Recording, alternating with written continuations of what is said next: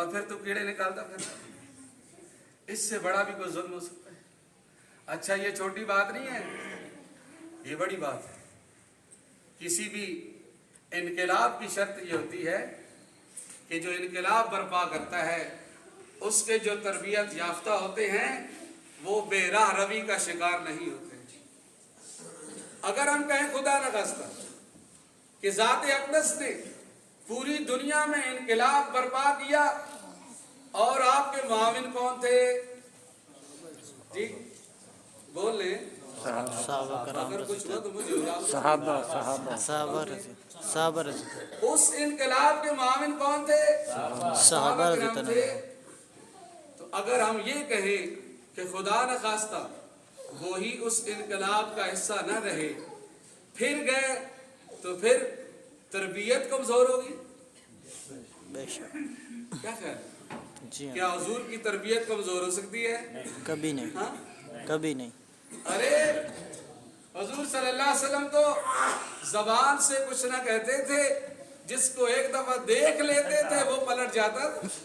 بے شک اور یہ تاثیر تھی زبان کی کہ جن کی آنکھیں نہ تھی آواز سن کر ایسے آپ کے دیوانے ہو جاتے تھے کہ اپنی گھر والی کو قتل کرنے پر اتر جاتے تھے۔ ایک نبینا صحابی ہے، رسول اللہ کا شہدائی ہے، اس کی گھر والی رسول اللہ صلی اللہ علیہ وسلم کے خلاف بکتی ہے۔ رات میں اس کے پاس جاتے ہیں، وہ سمجھتی ہے میرا خاوند میرے ساتھ لذت حاصل کرنے آیا ہے، اس کو یہ نہ پتا تھا کہ یہ تسکین دل کی کرنے آیا ہے، جسم کی نہیں کرنے آیا۔ چھرا گھونپا اور ختم کر دیا، یا رسول اللہ آپ کے خلاف بکتی تھی، میں نے اس کو رستے سے ہٹا دیا۔ سبحان، تربیت کا اتنا اثر ہے۔ اور کوئی اٹھ کر یہ کہہ دے خدا نخواستہ کہ ان کی تربیت ٹھیک نہیں ہوئی تھی۔ وہ کہتے ہیں نا جب بچے لڑتے ہیں نا آپس میں تو کہتے ہیں کہ انہ دے والدین ہی ہو جو سن، انہ دے استاد ہی ہو جو سن۔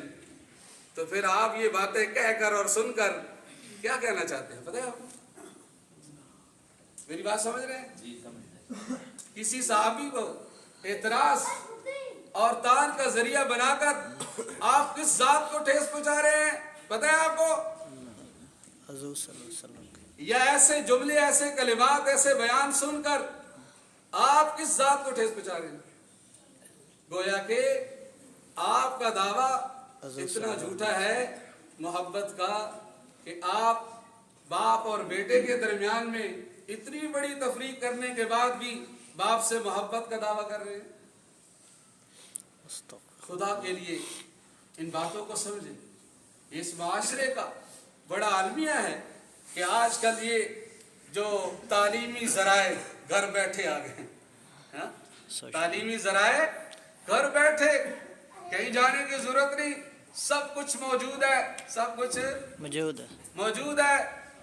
اور پھر اس نے اتنا اثر ڈالا کہ وہ جو چٹائیوں پر پاؤں رگڑ رگڑ کر آئے تھے ان کا علم کم نظر آنے لگا اور صاحب کا علم اوپر کو چلا گیا۔ اتنا ایزی لوڈ چڑھا کہ صاحب پہلے آسمان تک پرواز کر چکے تھے، انہاں نو پتہ ہی کہ یہ سارا کچھ تھے اسی جان دے۔